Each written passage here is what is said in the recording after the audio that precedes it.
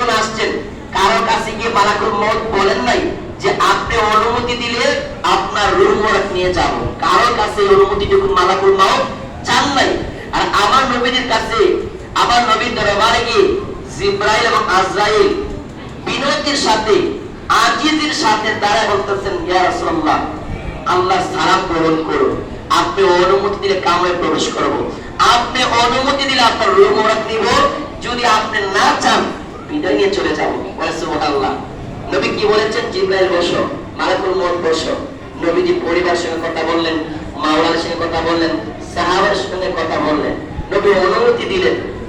তারপরে জিবরাইল বলতেছেন, আল্লাহ আপনার জন্য অপেক্ষামান আছে, আল্লাহ আপনার জন্য অপেক্ষামান আছে।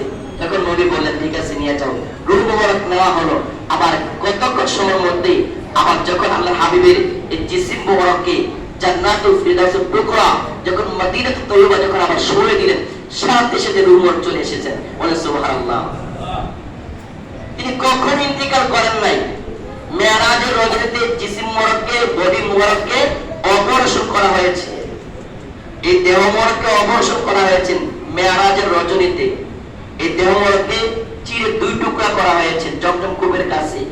সবাই দেখলেন, মানুষ দেখে অবাক হয়ে গেলেন, বই পেয়ে গেলেন।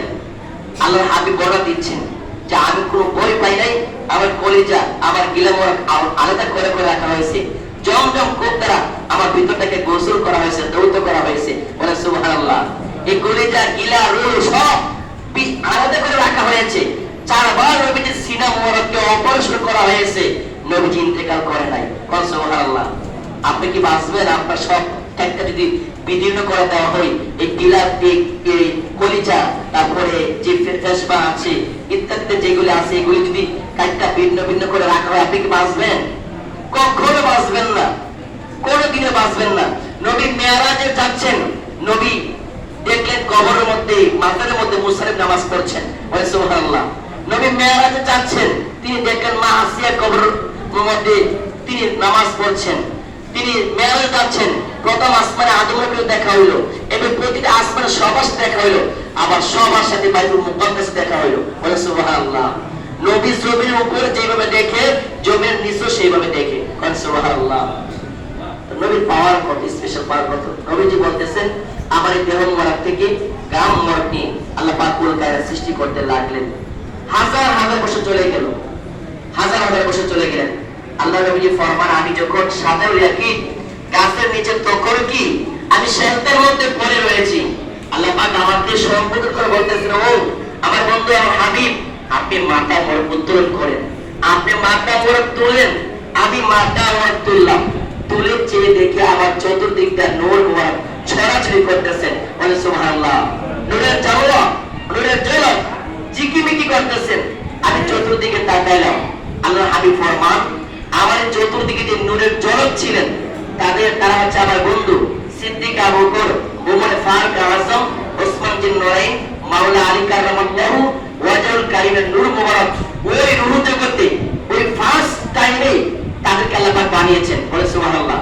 আরো ফার্স্ট টাইমে আল্লাহ পাক আল্লাহর হাবিবের জিসিম মুবারক থেকে নবীর পরিবার, আহলে বাইত, আমরা পাকে পাঁচজন বলতে যাদেরকে বোঝাই, ফার্স্ট টাইমে আল্লাহর হাবিবকে সৃষ্টি করার পরেই আল্লাহ নবীজির সাথে ওই 5 জনকে বানিয়েছেন। বলে সুবহানাল্লাহ। খাতুনে জান্নাত, মাওলায়ে কায়নাত, ইমাম হাসান এবং হুসাইন, এই 4 জন, আর নবীকে মিলে 5 জন। এই 5 জনকে সবার আগে বানিয়েছেন। বলে সুবহানাল্লাহ।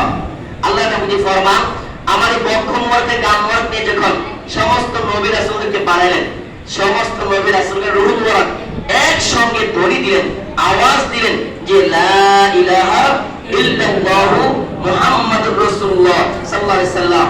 নবী রাসূলের রূহ মুবারক একসঙ্গে আওয়াজ দিচ্ছেন যে আমরা সাক্ষ্য দিচ্ছি যে আল্লাহ ছাড়া, এক আল্লাহ ছাড়া কোনো মাবুদ নাই, আর মুহাম্মাদুর রাসূলুল্লাহ সাল্লাল্লাহু আলাইহি সাল্লাম আল্লাহ তাআলার প্রেরিত রাসূল, আল্লাহ তাআলার মুহাব্বতের বন্ধু, আল্লাহ তাআলার মহান হাবিবুল্লাহ। বলে সুবহানাল্লাহ।